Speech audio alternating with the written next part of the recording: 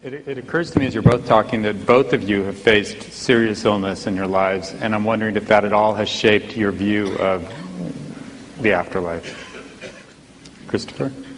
I would say it fractionally increases my contempt for the false consolation element of religion and my dislike for the dictatorial and totalitarian part of it. But I presume what I say by the first is self-evident. But what I mean by the second is it's considered perfectly normal in this society to approach dying people who you don't know, but who are unbelievers, and say, now are you going to change your mind? It's, in fact, it's considered almost a polite question. And as you know, there's a long history of fraud about this. People claim that Darwin had a deathbed recantation. They made up lies about Thomas Paine. It goes on all the time. It's a very nasty little history, but there's also a horrible undertone of blackmail to it. People write and say, look, you've got about one chance left now. Aren't you going to take it? I'm writing to you as a friend.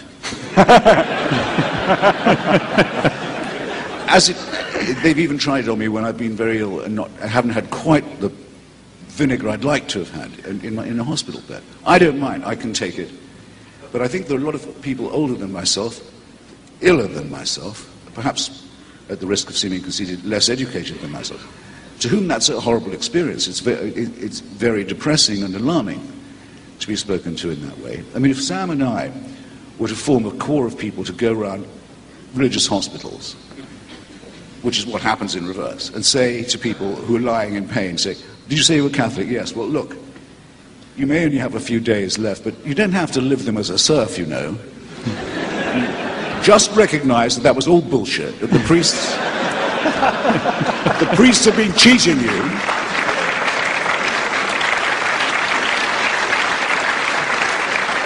And I guarantee you'll feel better. I don't think that would be very ethical.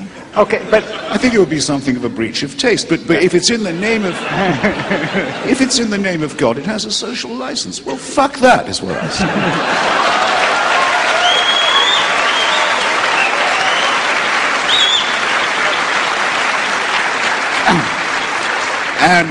And will say, if it's my last breath. Thank you.